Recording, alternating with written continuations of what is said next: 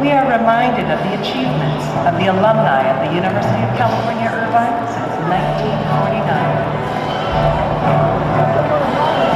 Megan C. Brawl. He is so far the only UCI student to win a prestigious Rhodes Scholarship, which funds study at the University of Oxford in England. Ron graduated from UCI in 2010 with a bachelor's in history and a minor in philosophy. Mark H. Jacobson, whose field of study was history, became the university's first Fulbright Scholar in 1976. Since then, UCI students have won more than 100 Fulbright scholarships. UCI alumnus and novelist Michael Chabon won the 2001 Pulitzer Prize for Fiction for The Amazing Adventures of Cavalier and Play.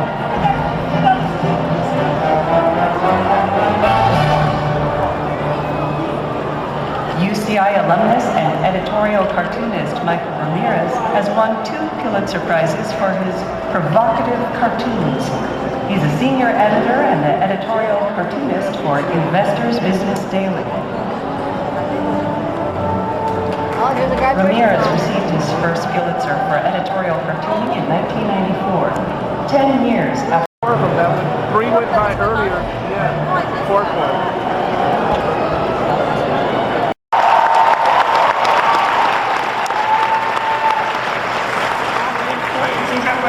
Welcome to the stage, the distinguished members of the Platform Party. First, administrative officers of the University of California, Irvine, the academic leadership, representatives of the UCI Alumni Association and the UCI Foundation, the regents of the University of California, and also please welcome to the stage UC President Janet Napolitano.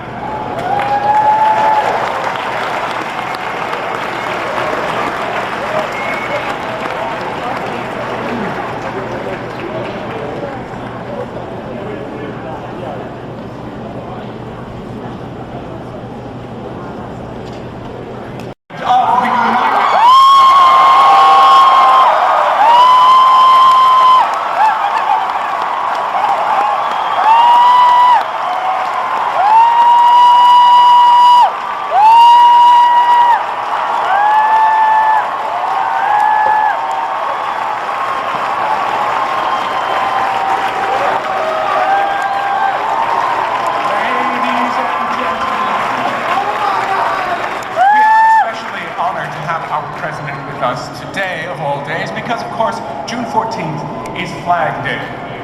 Please rise for the presentation of the colors, followed by our national anthem. Gentlemen, please remove your hats. Okay, all the gentlemen.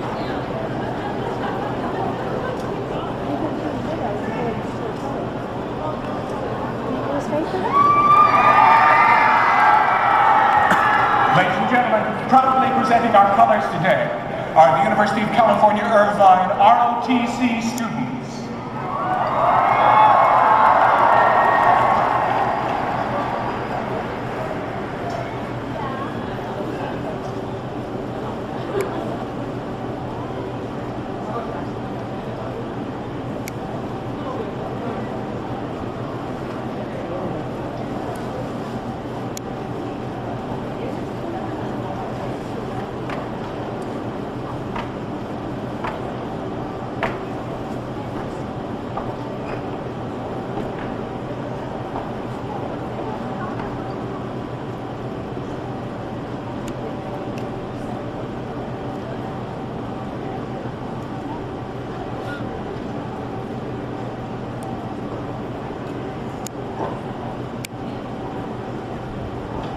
Ladies and gentlemen, please welcome Melissa McCann, Master of Fine Arts candidate, Claire Trevor School of the Arts, singing our national anthem.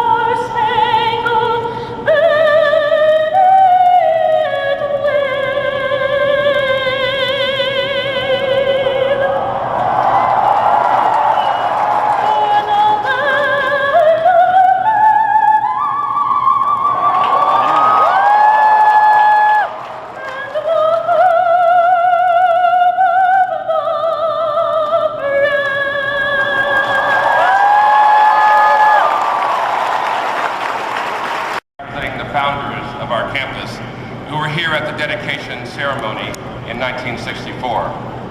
The Honorable Kathleen Brown is here representing her family. Her father, Governor Edmund G. Pat Brown, was here that day, and his vision was critical to our founding. Kathleen, your family's support of the University of California is unrivaled. Thank you so much.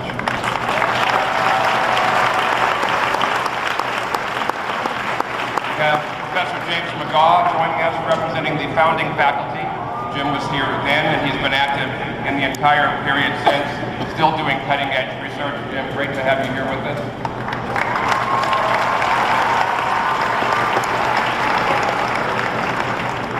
We're also very pleased to recognize the contributions of UC President Emeritus and UC Irvine Chancellor Emeritus. With an outstanding education, you're ready for tomorrow. Congratulations, class of 2014, and Godspeed. We are excited and proud and comforted to know that the future is in your hands. Congratulations and thank you.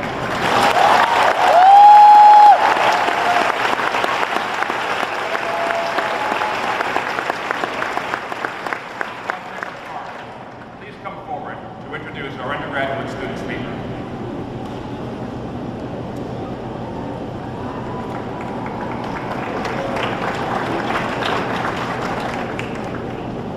Thank you, Chancellor Drake. It is my pleasure to introduce our undergraduate student speaker, Jacqueline Rodriguez. She's a transfer student and a double major speaker, Barack Obama.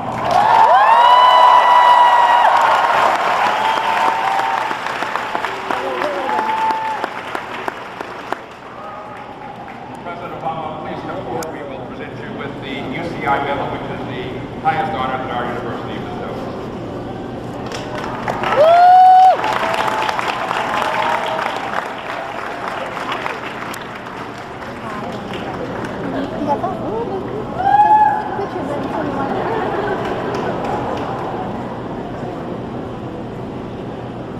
And now, ladies and gentlemen, please welcome to the podium the President of the United States.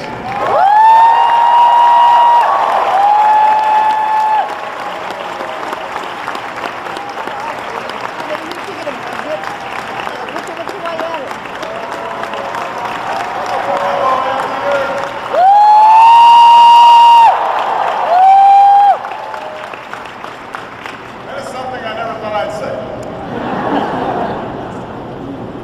Please take a seat. To President Napolitano, which is a nice step up from Secretary. To Fred Ruiz, Vice Chair of the University of California Regents, Chancellor Drake, Representatives Loretta Sanchez, and Alan Lowenthal, trustees, faculty, thank you for this honor. Congratulations to the class of 2014.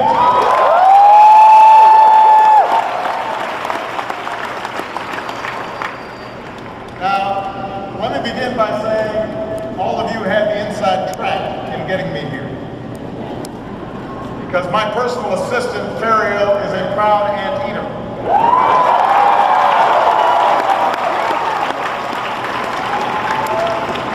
Until today, I did not understand why she greets me every morning by shouting, zoom, zoom, zoom. It's been a little weird. But she explained it to me on the way here this morning, because she is very proud to see her brother, Cena, graduate today as well.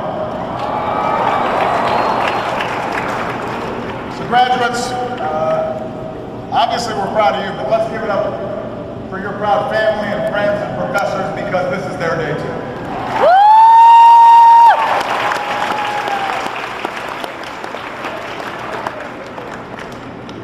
And even though he's on the road this weekend, I also want to thank Angel center fielder Mike Trout for letting me cover his turf for a while. He actually signed a bat for me, which is part of my retirement plan. I will be keeping that. This is a pretty cool place to hold commencement. I know that UC Irvine's baseball team opens College World Series play in Omaha right about now. So let's get this speech underway. If the hot dog guy comes by, give me one. Now, in addition to Ferrial graduates, I'm here for a simple reason: you asked. For those who don't know, the UC Irvine community sent 10,000 postcards to the White House asking me to come speak today.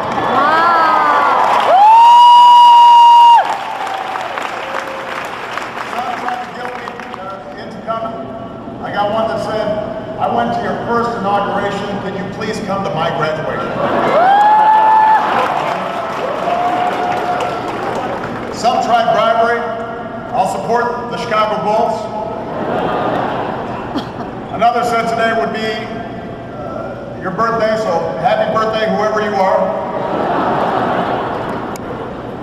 My personal favorite, somebody wrote and said, "We are super underrated." I'm sure she was talking about this school. But keep in mind, you're not only the #1 university in America younger than 50 years old, you also hold the Guinness World Record for biggest water pistol fight. I'm pretty excited about that.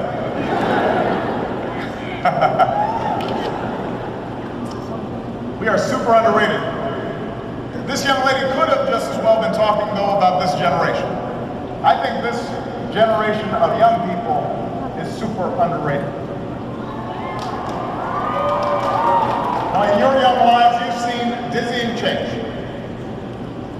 Terror attacks, to economic turmoil, Twitter to Tumblr. Some of your families have known tough times during the course of the worst economic crisis since the Great Depression. You're graduating into a still healing job market. And some of you are carrying student loan debt that you're concerned about. And yet your generation, the most educated, the most diverse, the most tolerant, the most politically independent, and the most digitally fluent in our history, is also on record as being the most optimistic about our future. And I'm here to tell you that you are right to be optimistic. You are right to be optimistic.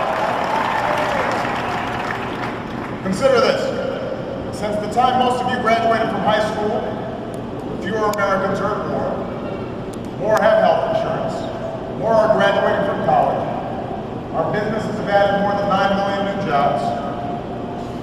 The number of states where you're free to marry who you love has more than doubled.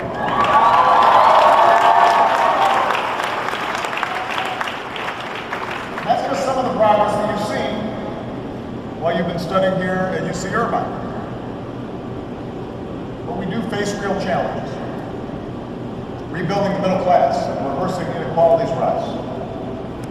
Reining in college costs, protecting voting rights, welcoming the immigrants and young dreamers who keep this country vibrant, stemming the tide of violence that guns inflict on our schools. We've got some big challenges, and if you're fed a steady diet of cynicism, says nobody's trustworthy and nothing works and there's no way we can actually address these problems, then the temptation is to just go it alone, to look after yourself and not participate in the larger project of achieving our best vision of America. And I'm here to tell you, don't believe the cynicism. Guard against it, don't buy into it. Today I want to use one case study to show you that progress is possible and perseverance is critical. I want to show you how badly we need you, both your individual voices and your collective efforts, to give you the chance you seek to change the world and maybe even save it. I'm going to talk about one of the most significant long-term challenges that our country and our planet faces. The growing threat of a rapidly changing climate. This is the policy speech I understand is Commencement. I already delivered a long climate address last summer, I remember because it was 95 degrees, my staff had me do it outside, and I was pouring the sweat as a visual aid. And since this is a very educated group, you already know the science. Burning fossil fuels releases carbon dioxide. Carbon dioxide traps heat. Levels of carbon dioxide in our atmosphere are higher than they've been in 800,000 years. We know the trends. The 18 warmest years on record have all happened since you graduates were born. We know what we see with our own eyes. Out west, firefighters brave longer, harsher wildfire seasons. States have to budget for that. Mountain towns worry about what smaller snowpacks mean for tourism. Farmers and families, a lot of them worry about what it will mean for their water. Cities like Norfolk, Miami, streets now flood frequently at high tide. Shrinking ice caps have National Geographic making the biggest change in its atlas since the Soviet Union broke apart. So the question is not whether we need to act. The overwhelming judgment of science, accumulated and measured and reviewed over decades, has put that question to rest. The question is whether we have the will to act before it's too late. Or if we fail to protect the world we leave, not just to my children, but to your children, and your children's children, we will fail one of our primary reasons for being on this world in the first place. That is to leave the world a little bit better for the next generation. Now the good news is you already know all this. UC Irvine set up the first Earth System Science Department in America.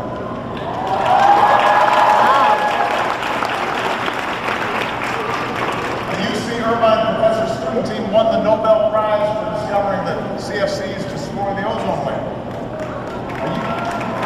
The UC Irvine glaciologist work led to one of last month's reports showing one of the world's major ice sheets in irreversible retreat.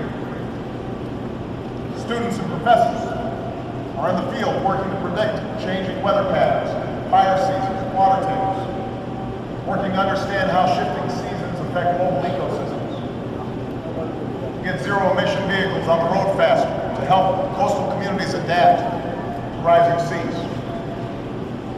When I challenge colleges to reduce their energy use 20% by 2020, UC Irvine went ahead and did it last year.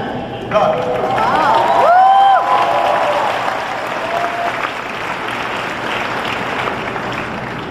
So UC Irvine's ahead of the curve.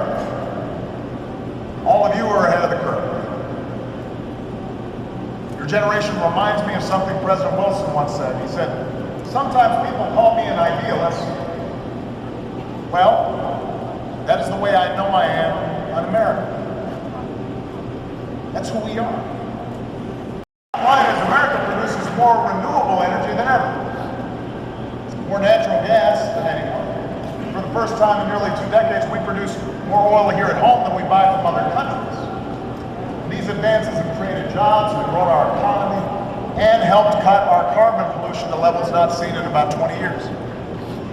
Since 2006, no country on earth has reduced its total carbon pollution by as much as the United States of America.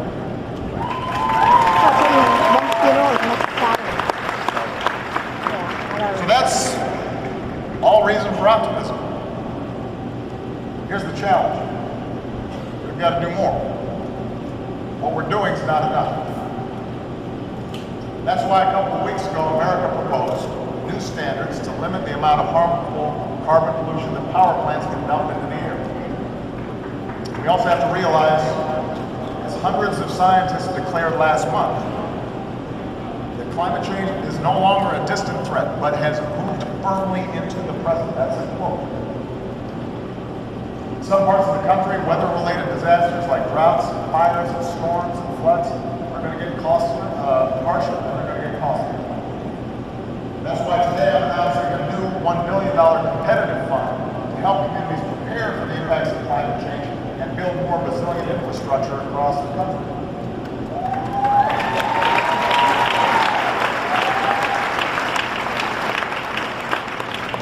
big problem. But progress, no matter how big the problem, is possible.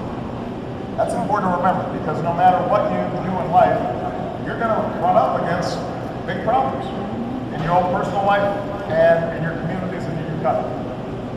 There's going to be a stubborn status quo, and there are going to be people determined to stymie your efforts to bring about change. There are going to be people who say you can't do something. There are going to be people who say you shouldn't bother. I've got some experience in this myself.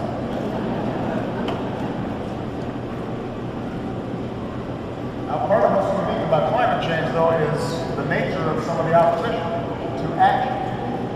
It's pretty rare that you'll encounter somebody who says the problem you're trying to solve simply doesn't exist.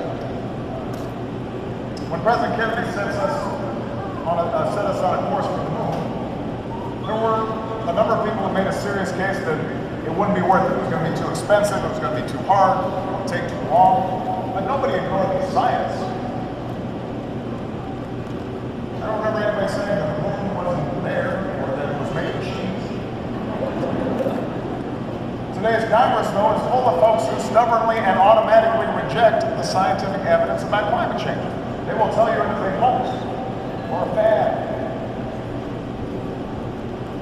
One member of Congress actually says the world is cooling. There was one member of Congress who mentioned the theory involving dinosaur flatulence, which I won't get into, but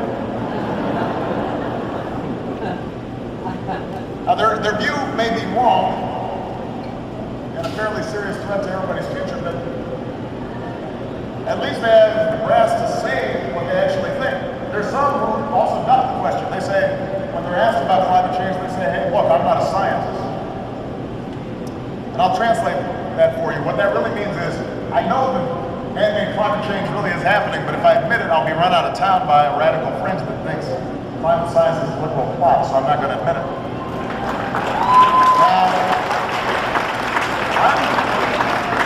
I'm not a scientist either, but we've got some really good ones at NASA. I do know that the overwhelming majority of scientists who work on climate change, including some who once disputed the data, have put that debate to rest. The writer Thomas Friedman recently put it to me this way. We were talking, he said, your kid is sick. You consult 100 doctors. 97 of them tell you to do this. 3 tell you to do that. You want to go with the 3? The fact is, this should not be a partisan issue. After all, it was Republicans who used to lead the way on providing to protect our environment. It was Teddy Roosevelt who first pushed for our magnificent national parks. It was Richard Nixon who signed the Clean Air Act and opened the EPA. George H.W. Bush, a wonderful man who at 90 just jumped out of a plane in a parachute, said that human activities are changing the atmosphere in unexpected and unprecedented ways. John McCain and other Republicans publicly supported free market-based cap and trade bills to slow carbon pollution just a few years ago, before the Tea Party decided it was a massive threat to freedom and liberty. These days, unfortunately, nothing's happening. Even minor energy efficiency bills are killed on the Senate floor. The reason is because people are thinking about politics instead of thinking about what's good for the next generation. What's the point of public office if you're not going to use your power to help solve problems?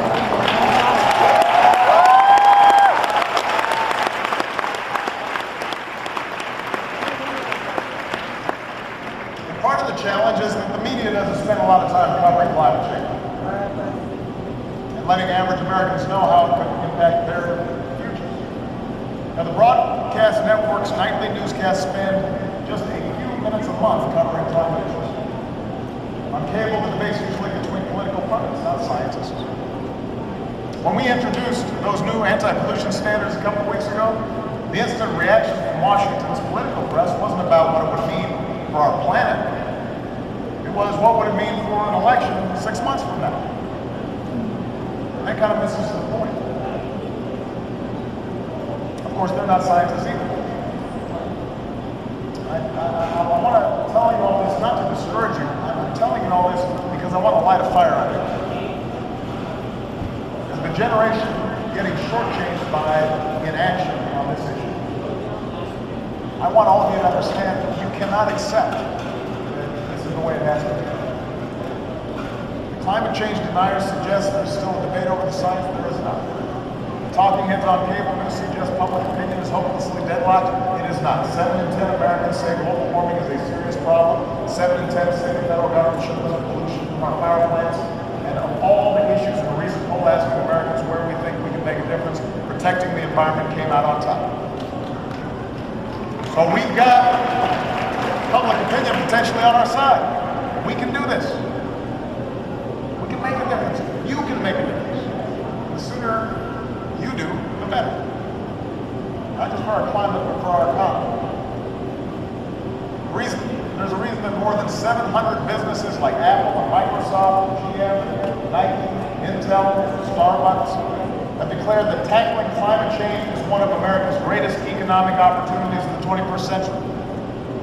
The country that seizes this opportunity first will lead the way.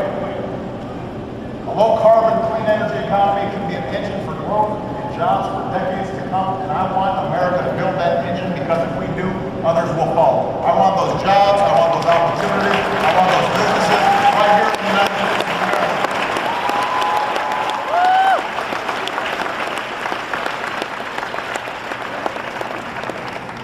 Developing countries are using more and more energy, and tens of millions of people are entering the global middle class, and they want to buy cars and refrigerators. So if we don't deal with this problem soon, we're going to be overwhelmed. These nations have some of the fastest rising levels of carbon pollution. They're going to have to take action to meet this challenge. They're more vulnerable to the effects of climate change than we are. They've got even more to lose, but they're waiting to see what does America do. That's what the world does. It waits to watch us act. When we do, they move. And I'm convinced that on this issue, when America proves what's possible, then they're going to join us. And America cannot meet this threat alone. Of course, the world cannot meet it without America. This is a fight that America must lead. So I'm going to keep doing my part for as long as I hold this office, as long as I'm a citizen once out of office. But we're going to need you, the next generation, to finish the job. We need scientists to design new fuels. We need farmers to help grow. We need engineers to invent new technologies. We need entrepreneurs to sell those technologies. We need workers to operate assembly lines that come with high-tech, zero-carbon components. We need builders to hammer into place the foundations for a clean energy age. We need diplomats, businessmen and women, and Peace Corps volunteers to help developing nations skip past the dirty phase of development and transition to sustainable sources of energy. In other words, we need you. If you believe, like I do, that something has to be done on this, then you're going to have to speak out. You're going to have to learn more about these issues. You're going to have to, even if you're not like Jessica and an expert, you're going to have to work on this. You're going to have to push those of us in power and do what this American moment demands. You've got to educate your classmates and colleagues and family members and fellow citizens. Tell them what's at stake. You've got to push back against the misinformation and speak out for facts. And organize others around your vision for the future. You need to invest in what helps. Invest from what harms. You've got to remind everyone who represents you at every level of government that doing something about climate change is a prerequisite for your vote. Now, it's no accident that when President Kennedy needed to convince the nation that sending Americans into space was a worthy goal, he went to a university. That's where he started. It's a challenge as big as that, as costly as that, as difficult as that, requires a spirit of youth. It requires a spirit of adventure. A willingness to take risks. It requires optimism. It requires hope. That day a man told us we'd go to the moon within a decade. And despite all the naysayers, somehow we knew as a nation that we'd build a spaceship and we'd meet that goal. That's because we're Americans, and that's what we do. Even when our political system is controlled by small big things. Progress on climate change is a big thing. Progress won't always be flashy. It'll be measured in disasters averted and lives saved, the planet preserved, and days just like this one, 20 years from now, 50 years from now, 100 years from now. But can you imagine a more worthy goal, a more worthy legacy than protecting the world from being to our children? So I ask your generation to help lead us that legacy. I ask you to believe in yourselves and in one another. Above all, when life gets you down or somebody tells you you can't do something, you believe in something better. There are people here who know what it means to dream. When Muhammad Abdi was born, the suffering he saw in refugee camps in Lebanon didn't drive him into despair. It inspired him to become a doctor. And when he came to America, he discovered a passion for engineering, so here at UC Irvine, became a biomedical engineer to study the human brain. Muhammad said, I had never come to the United States. Had I never come to the United States, I would have never had the ability to do the work that I'm doing. He's now going to Caltech to keep doing that work. Cynthia Flores is the daughter of a single mom who worked as a seamstress and a housekeeper. The first in her family to graduate from high school. The first in her family to graduate from college. College, she says, I learned about myself that I was weak at advocating for others, and that I was argumentative, so maybe I should go to law school. And today, Cynthia is the first in her family to graduate from law school, and she plans to advocate for the rights of workers like her mom. She says, I have a great privilege and opportunity to answer the call of my community. The bottom line, she says, is being of service. On 9/11, Aaron Anderson was a sophomore in college. Several months later, he was in training for Army Special Forces. He fought in Afghanistan. On February 28, 2006, he was nearly killed by an IED. He endured dozens of surgeries to save his legs. Months of recovery at Walter Reed. When he couldn't physically return to active duty, he devoted his time his brothers and us, starting two businesses with fellow veterans and the foundation to help fellow wounded Green Beret soldiers. Then he went back to school. Last December, he graduated summa cum laude from UC Irvine. Aaron is here today along with four soon-to-be commissioned ROTC cadets, 65 other graduating veterans.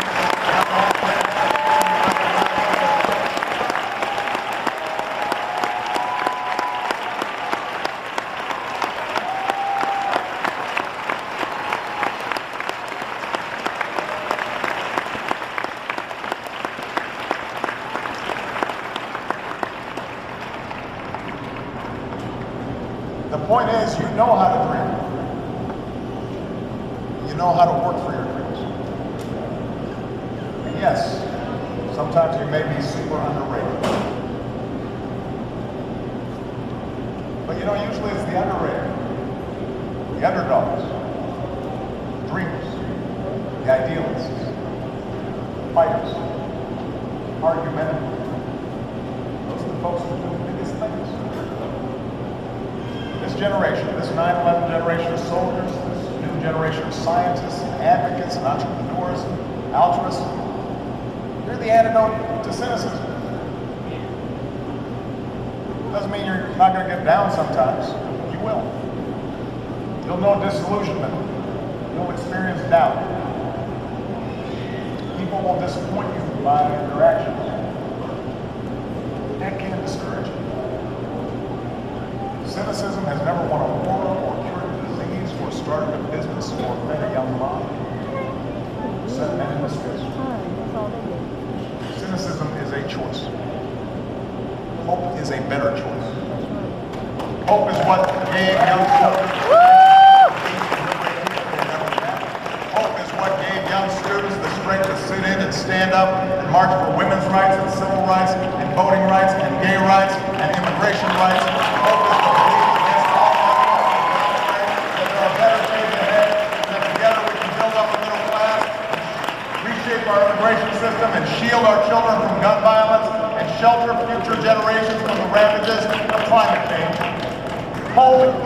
the fact that today, the single largest age group in America is 22-year-olds who are all just itching to reshape this country and reshape the world, and I cannot wait to see what you do tomorrow. Congratulations.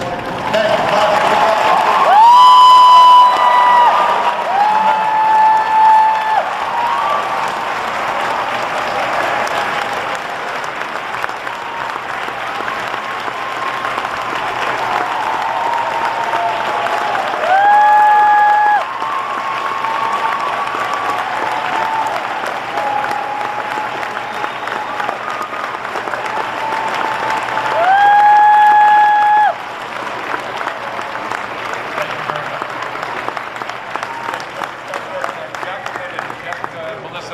Please join me before the president leaves. We're going to make sure that he learns how to do a proper Azad. So, Jacka.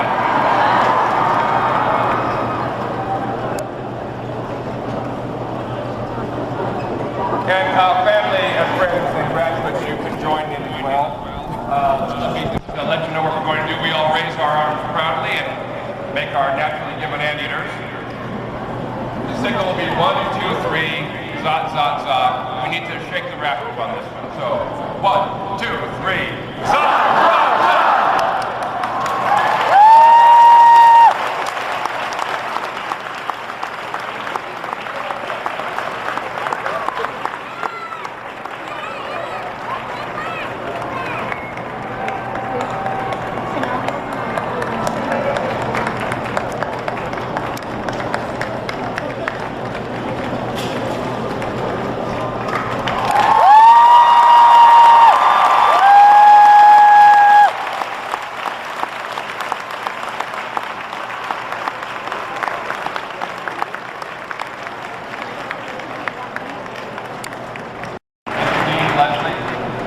Provost Gilman, please present the candidates for the baccalaureate degrees and teacher credentials. Dean Salinger, will you please come forward to join me in recommending the candidates for the baccalaureate degrees and teacher credentials? Will the candidates for bachelor's degree and teacher credential please rise and remain standing?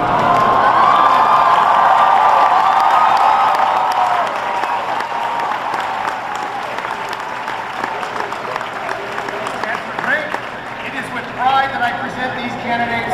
They have completed their courses of study and are recommended for their degrees and credentials by the faculty of their schools.